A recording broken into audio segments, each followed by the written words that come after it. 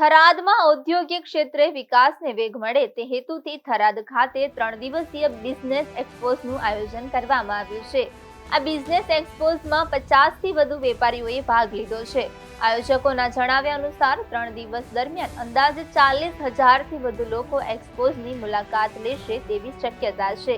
આ બિઝનેસ એક્સપોઝમાં 1971ના ભારત પાકિસ્તાન યુદ્ધ દરમિયાન પાકિસ્તાનથી સ્થળાંતરણ કરીને થરાદના શિવનગર સોસાયટીમાં વસવાટ કરતા હિન્દુ પરિવારો દ્વારા બનાવવામાં આવેલી હસ્તકલા વસ્તુઓ વિશેષ આકર્ષણનું કેન્દ્ર બની છે।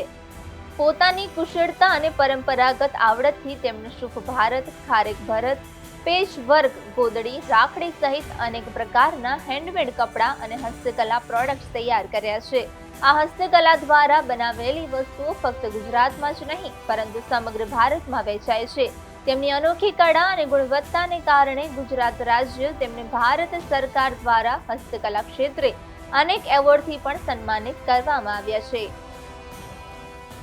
जो थराद अंदर बिजनेस एक्सपो अंदर अपनी साथ है कलावतीबेन जे 1971 भारत पाकिस्तान युद्ध पछी जे पाकिस्तान छोड़ीने आपणा गुजरात में भारत में गुजरात अंदर थरादना शिवनगर सोसायटी रोके जे समथिंग 40-50 वर्षथी अहीं आपणा थरादना शिवनगर सोसायटी में रहे छे।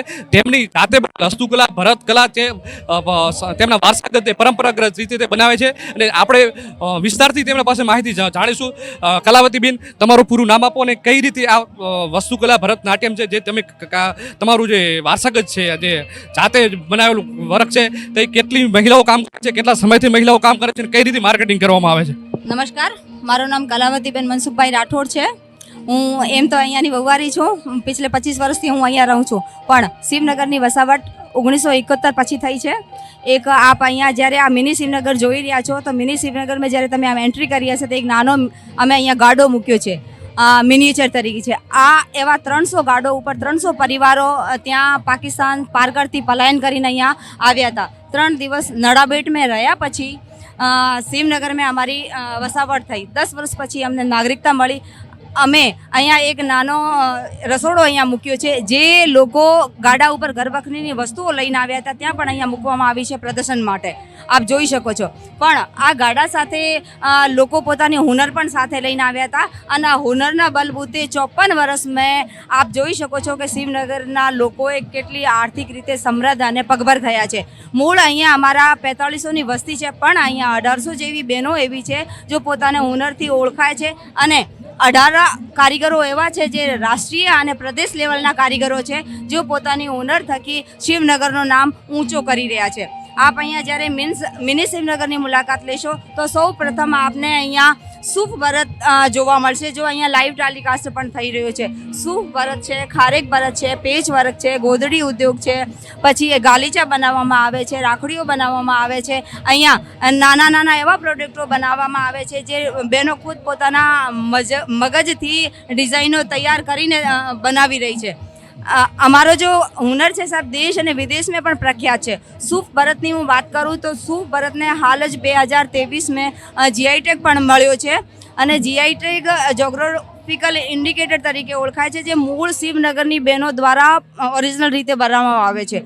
એવી રીતે અમે સૂફને પ્રખ્યાત કર્યું છે, એમ ભુજમાં બી બનાવવામાં આવે છે, અમારા ગામડાઓ છે ત્યાં બનાવે છે। પણ સાહેબ સૂફની ખાસિયત આ છે કે એના તાણાવાણા ગણીને કારીગર પોતાના મગજ સૂઝથી ડિઝાઇનો તૈયાર કરે છે અને કીચેનથી લગાવીને સાડી, સોલ, દુપટ્ટા, સ્ટોલ સુધી પ્રોડક્ટો અમે બનાવીએ છીએ। ત્યાર પછી આપ સૂફ પેચવર્કનું કામ દેખશો તો પેચવર્કમાં બી 700 જેવી બહેનો છે જે સંભાળી રહી છે અને પેચવર્કમાં બી માણસો કાપડના ઉપર કામ કરતા હોય છે।